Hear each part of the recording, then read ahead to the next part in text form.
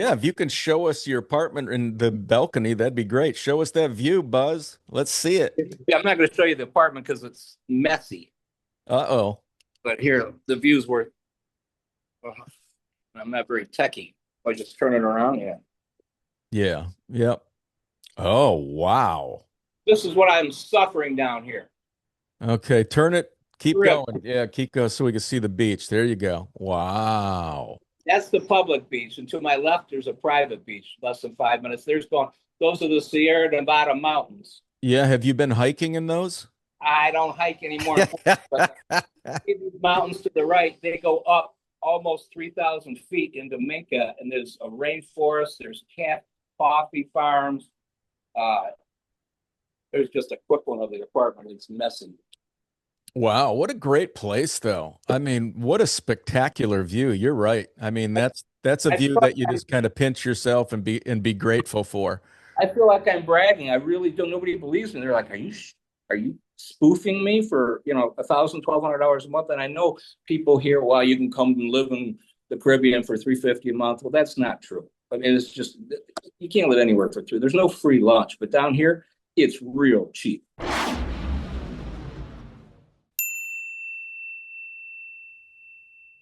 Hi, can I ask you a favor? If you find our content helpful and it doesn't put you to sleep like my buddy Sheldon here, hit that subscribe and like button. It truly helps us grow and it helps us to continue to bring you content like this. Today we're heading down to the beautiful country of Colombia with my new friend Buzz Jackson. Buzz, what's going on? Hola, hola, hola. Look at you, man. You're almost fluent down there already. Okay, that's the extent of my Spanish, but Well, hey, man, it's a pleasure meeting you. Thanks for taking the time out of your day to be on the podcast. Let's but start off a little bit by just give a little backstory about who you are, where you're from, why you left the U.S. for Colombia. Tell people where you're at too in Colombia. sure, sure. No, well, thank you for having me. In a nutshell, I was 40-year car veteran and down in Detroit in the crazy car market, 5, 6 days a week, busting my ass. I can say ass. Uh, and I'd always dreamed of living somewhere in a paradise. I went to Jamaica many years ago, and I said, God, some days I would like to just sit on a beach like this and have no pressures. And that was my, I don't know, bucket list, but that was a dream in the back of my head. It's always been there. And I've always liked Latin women. So as things got older, and I was divorced 15 years, and I met a girl online. It was Latin Cupid, I believe was the name of it, and we became friends. As after we became friends, unfortunately, she was from the wrong country that I was going to visit at the time. But a long story, we met for a long time, 6 years, and my buddy decided that Santa Marta, Colombia, is a very, very safe and easy place for someone to travel. I had not traveled to Latin America, maybe Mexico when I was younger, Cancun or Acapulco, but in the big tourist areas. So he got me on a plane, got me down here. I met my online girlfriend. We never met in person after almost 7 years. We met in Cartagena. We came down here. We fell in love. And I went back to Michigan and nothing seemed right after that. It just didn't make sense. My boys are older and they're grown. They don't really need their pop anymore. My family's fine. Everybody's doing good. And the bottom line is it's only a 3.5 hour flight down here from Florida. It's Yeah. not like across the world. So I sold my house. I was back down here in 90 days and I've been down here for 2 years. I miss my boys. I miss my family, but I do not miss Michigan. I don't miss the economic stress that I was under for 40 years. I'm down Yeah. here breathing again. So, have you chosen your destination and are ready to take the next step toward living abroad?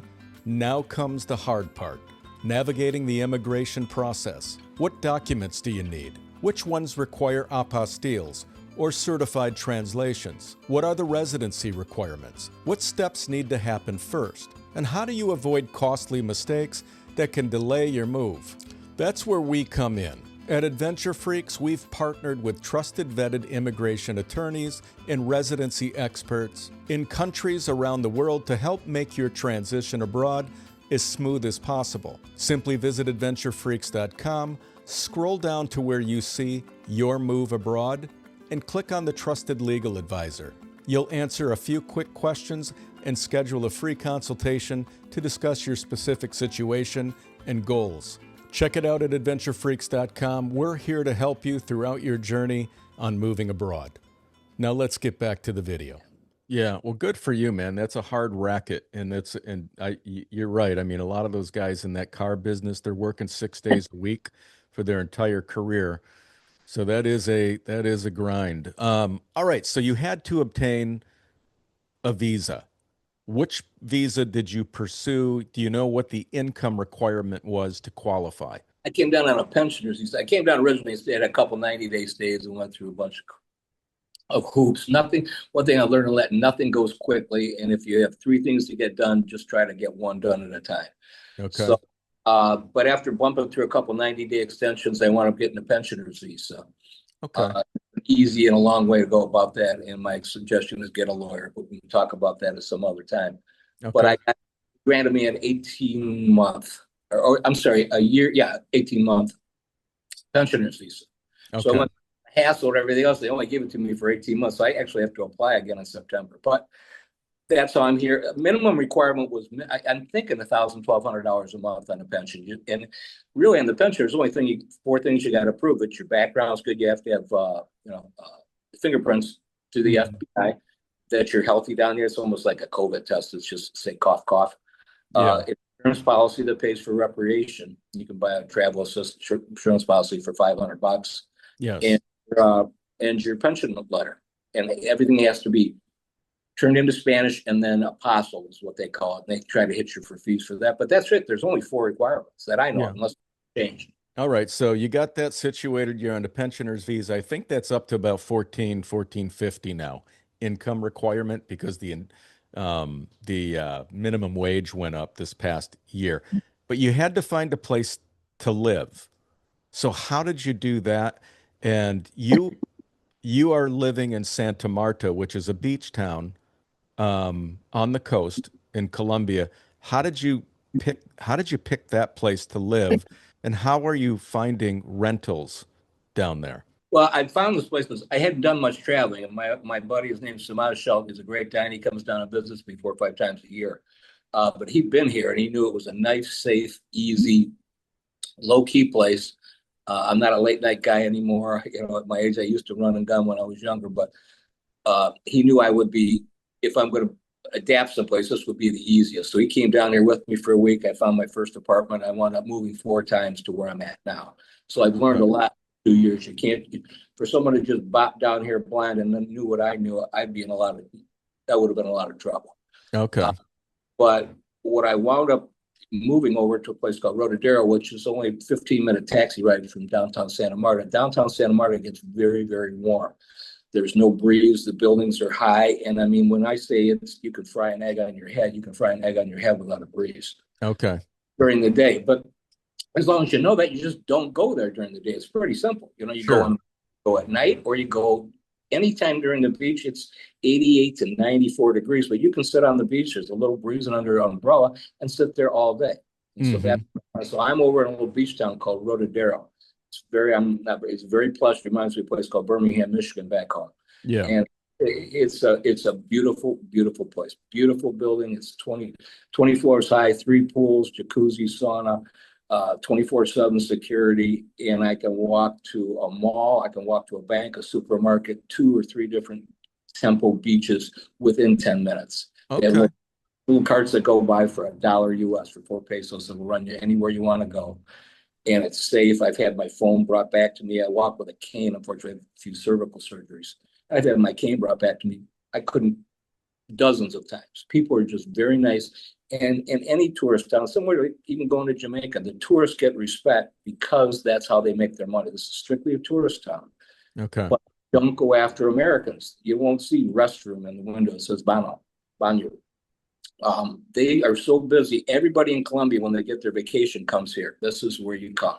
And they bring the kids. They come from Barranquilla for the day, or they come in from Bogota or Medellin for a week or 2, because they stay here in my building. There's a lot of Airbnb. That's how I meet a lot of people. Okay. And that's how I got my card going and talk to people and just help. Because if you're only here for 4 days, And there's 150 restaurants probably. I mean, Sure. you don't want to screw up a day if you only got 4 or 5 days. So I help people out. Where's the best? There's a place called BK, Bacarucas, which is the absolute most beautiful view. It's damn near panoramic Wow. for cocktails and looking at the sunset. And if you don't go there, you're doing yourself a disservice. So little Sure. things. It's a small town, but it's just beautiful. Everybody's courteous. The people that wash the carts, that sell the fruit, the security guys, they're dressed in full sevens with a gun. There's no problems.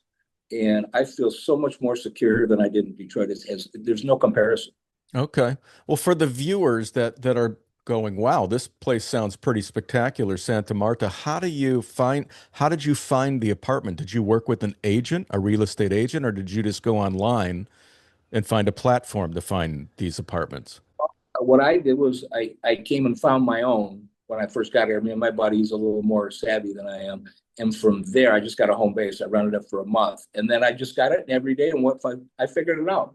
I met a couple guys like me that gave me a couple ideas on the skinny to save me some time. But I learned the hard way. But I learned pretty quick. Yeah, yeah. Okay. So I can sit back, I can save somebody a whole bunch of time. But again, if it sounds too good to be real, you can just pinch or look on my Facebook. It's that cool. Yeah. It's that nice a place. For me, it's not everybody's vision, but if you like a very laid back, inexpensive, safe place to live where it's beautiful weather every day. I mean, rain is like once a month. Uh, Hmm. it might be your kind of place. Great information. Just quickly, getting to Santa Marta, where do you fly into, and then how do you get there? Wow, this is a whole new thing recently because Spirit went out. Spirit was my baby. I used to get on a flight in Detroit at 5, and I'd be on the beach in Santa Marta by 2 in the afternoon. But Okay.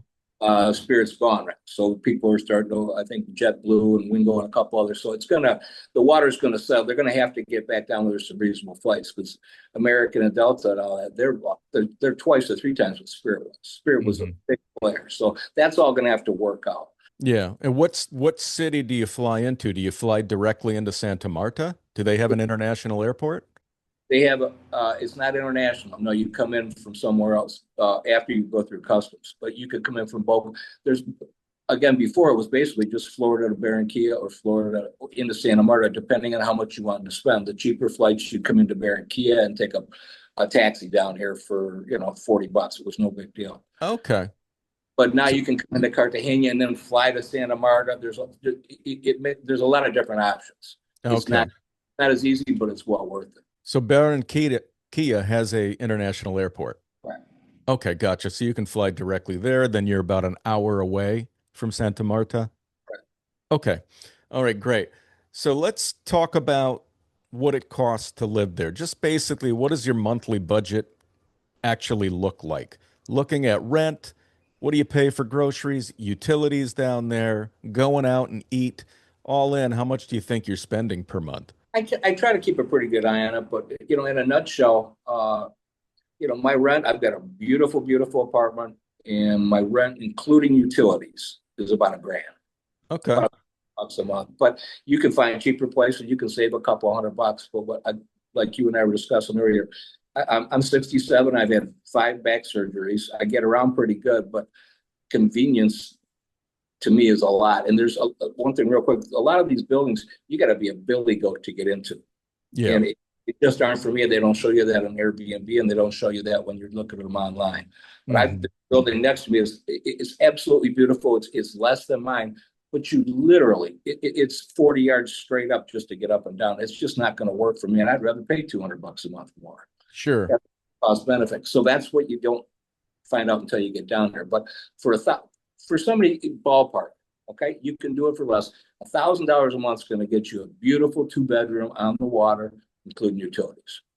Okay. Thousand, So 1,200, depending on how. If you want a three, you can get a 3 bedroom right on the water with all utilities for less than 1,500. so you have a view of the water and a balcony? I'm on the 16th floor. I can see the Caribbean. I wish I could show. I can show it to you if you want. Yeah, that would be great. But so you got a Uh, two bedroom? Is it a two bedroom, one bath, or two bedroom, two bath? with an extra, it's got almost like a nook, 2 bath, full kitchen, everything, pots, pans, Westinghouse, everything top notch. And my view starts on the Caribbean and goes over the entire downtown Rodadero at night. It looks like a train setup with lights. I have to pinch myself every night. It's so beautiful. Wow. So does it come with any amenities? Like, does the building have a pool or a gym or anything like that? Most of them have everything, and mine has 3 pools, jacuzzi, 12, 12-person video room, sauna or steam room, Turkish. It's gorgeous. And when they've Wow. got rooms, you can go downstairs and do your, they have a co-working center. It's got it all. Yeah. When I say it's a top-notch facility, it's a top-notch Yeah. facility. If you can show us your apartment in the balcony, that'd be great. Show us that view, Buzz. Let's see it.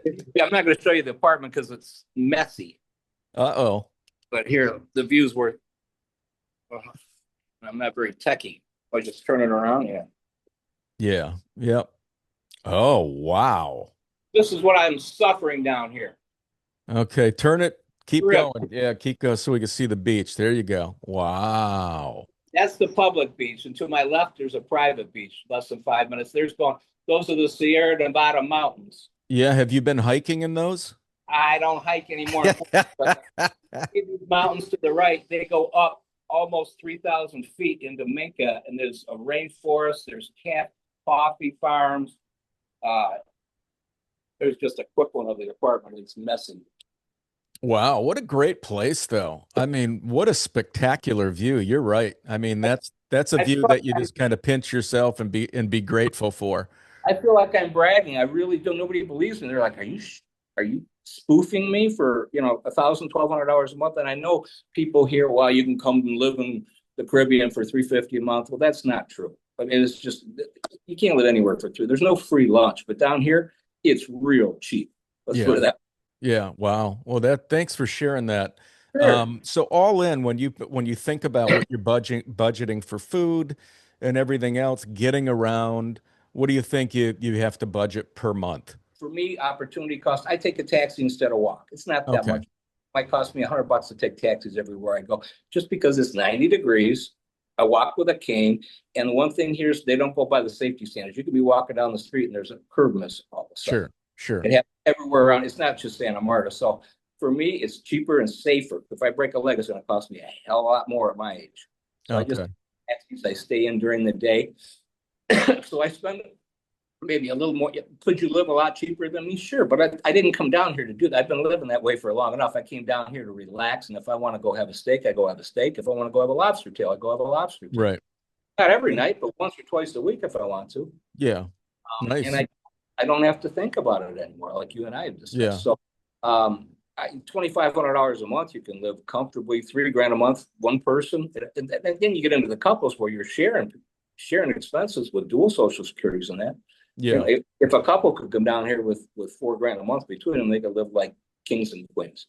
Yeah. All right. Great information. So you said, that the infrastructure is not, like you get back in the US, so you got to be careful, especially walking around with a cane. So that takes us to healthcare. What are you doing for healthcare? Because Colombia is known to have excellent healthcare. Well, I haven't. It all depends. It costs money. There's nothing free. Even with my Cedula, I can get on what's called the EPS, the be like our basic healthcare in the U.S. But it's not even worth it Okay. for catastrophes, I guess. But by the time, I guess somebody like me, you get on a bus and go into downtown Santa Marta and go through the healthcare clinic, it's a nightmare. For most people, you want to get on like a Aetna or something like that. It'd be like a HMO plus, and it's $250 to $450 depending on how comprehensive you want. Okay. And I even have a company. I only pay them $150, and they come right to the apartment. They'll take my blood pressure. They'll diagnose me. They'll do a ultrasound, and they'll get me to a hospital. And it was $150 for the year. I've used them 3 times already, and they'll write a Wow. prescription. Doctor comes right to. That's the other beautiful thing down there. Anything you want, they'll come to your house. I get massages in the house. They pick up my dog. Real quick, they pick my dog up at the door and walk him every night for an hour for $3. Wow. And and I'm being lazy, but for me to walk that long, the chance of me tripping or something, it's just not worth it. And he has a great time. Yeah, yeah. That's fantastic. Okay, so you do pay for some kind of private insurance? I do, yeah. Okay. everybody should, because at least in the U.S. I don't know where this podcast is going. It's just international English speaking, but it's not going to work down here. So you need to find something. If you're going to stay, you can get a traveler's insurance if you're just coming down for 6 months. Right. It's not going to cure the world, but in Santa Marta, anyhow, the healthcare is not fantastic by any means. So where did you get this private health insurance? But you can go to Barranquilla, you can go to Bogota. There is good healthcare in Colombia, not necessarily, is what I'm saying, is in Santa Marta. Sure. Yeah. Well, where did you get this health insurance at? It's online. It's online, or I've got agents that I work with down here. I can put somebody in touch with. It's expat travel insurance is where you want to start. So is it through Colombia or is it international? It's insurance? It is international. Okay. Yeah. So it's kind of like a safety wing type thing. Well, and they do have stuff. Again, it depends how old you are, if you have pre-existing conditions, if you're going to qualify for it. Again, Right. Most of the people coming down in this scenario are going to be in their 60s plus, and they may have some problems. So that's why it's a little more difficult. You can't just come down and it's not like the HMO where you just say, okay, charge me $200 a month and you qualify automatically. If you have pre-existing conditions, you can have some hiccups. So I'm not trying to raise a red flag, but I wouldn't come here for healthcare. Let's put it that way. Yeah. So you said that you're paying $150 a year and you got people that come to your house, take your blood pressure. What is that plan called? AMI. AMI. And that's in Colombia and Santa Marta. You can pay that per year. Colombia. Yeah, they'll come to your house. If I thought I was having a heart attack, I can call them. They'll be here in 20 minutes. They'll check me out and they'll get me to a hospital, and then they wipe their hands on it. So that's but it's a pretty nice service. That sounds fantastic. This is the first time I've heard that. I've interviewed a lot of people already, and I don't know where the break even is, but I only paid them 150. Yeah. And they wrote trips. They gave me a shot twice. Yeah. No, that's fantastic, Buzz. I mean, I've interviewed a lot of people in Colombia over the years, and I've never heard this before. So this is fantastic information for the viewers. Okay, my next question.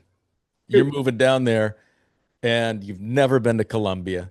You're a guy from Michigan, and So what surprised you the most about living there? Probably at how easy everything is and why I didn't do this earlier. It's just I was, and also the culture. The culture, and it took me a long time. I'm a high energy, let's go, blah, blah, blah kind of guy. And down here if somebody asks you, how are you doing? They expect an answer, and they'll sit and talk to you for 10, 15 minutes about it. And it's taken me almost 2 years to get comfortable into that. But people have a live and let live mentality. Mm-hmm. If somebody wants to walk backwards with their shirt off down the street, nobody says boo. But if you sit down at a coffee shop and somebody needs a chair, they'll give you their chair, and then they'll sit down and ask you how your day's going. And you could wind up talking to them for 20 minutes or half an hour. And maybe it's just me, but that never happened in Michigan. Sure. Yeah. When it's important, that's my table, and they put stuff on their other chairs so you couldn't have a chair. That's what I found. And okay. Every minute of them. People are so nice. Now they do treat gringos. I stick out like a sore thumb. I've had them stop traffic for me before. Wow. I told my girlfriend, I guess because you're so beautiful. She goes, no, you're a gringo with money, stupid. Right.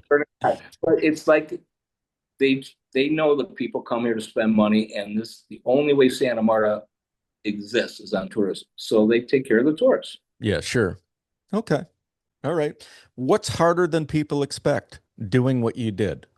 What's harder? I think if someone knew Spanish, it would make it 50% easier right off the bat. I knew no Spanish when I came down here. My girlfriend, she was great. She's two engineering degrees, real sharp.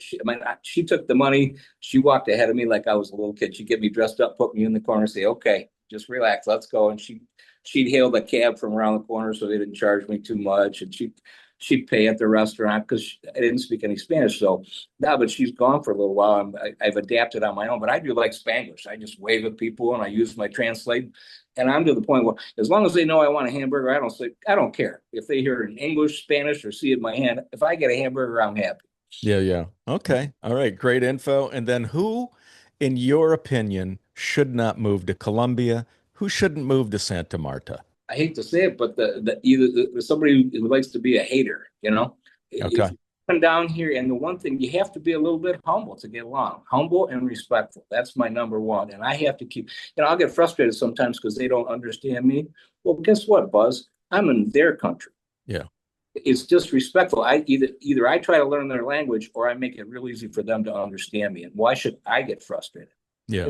Flip side, anywhere else in the world, So is treating people with respect and being humble, because it's a great place, and these people, they just go about their daily life. They're like worker bees. Nothing stops them. If something comes in front of them, they go over it, around it, or under it, but they don't stop and bitch and complain and do photos and everything else. It's just live and let live. Yeah. Yeah. Want to come down, you say, well, I paid $20 for that, I didn't get this, or there's a bug on this. If you want to go on the beach and you see a fly, when they're cooking fresh fish and you see a fly on one of the fish and that bothers you, those will take people probably shouldn't come here. You'd be better off at the high. This is more. If you want to get to know the people, and I'm not saying it's like everything's clean, but if you're expecting Hyatt, Regency type of accommodations at budget pricing, that doesn't work anywhere in the world. There is no free lunch, but everything's inexpensive. And it's clean to their standards, but maybe not to ours. But again, I'm in their country. Yeah. So I better get with it or get out of here. Yep. Well said. Well said. Okay. Any last words on Colombia for the viewers considering moving there? Don't listen to all the BS about the drug lords and everything else. I'm not saying if you want to go to Cartagena and go to a bar at 3 a.m. and do cocaine that you're not going to get in trouble. But if you want to come to Colombia with a good attitude, with respect, don't wear a lot of bling bling. Don't draw a lot. You get enough attention just speaking English and looking like a gringo. Stay, be home by 10 o'clock at night. Don't just like you would anywhere else. You wouldn't walk down to a local mall, at least not where I live, in a beautiful little town called Oxford. You wouldn't go at 10 o'clock by yourself. Yeah. And you'd be fine. Come on down. It is, I pinch myself every single day and thank God. All right. Well, Buzz, thank you so much again for taking the time to share all this information, tips on living in Colombia and living in Santa Marta. I truly appreciate it. Well, anybody wants to hit me up, maybe you share their information if they ask for it. But I like to give back because I've been given quite a bit. Also, a couple bucks here and there, but I can save people time and money. So definitely. Okay. All right, man. Well, you have a great rest of your day, and thanks again for doing this. You made my day. Thank you.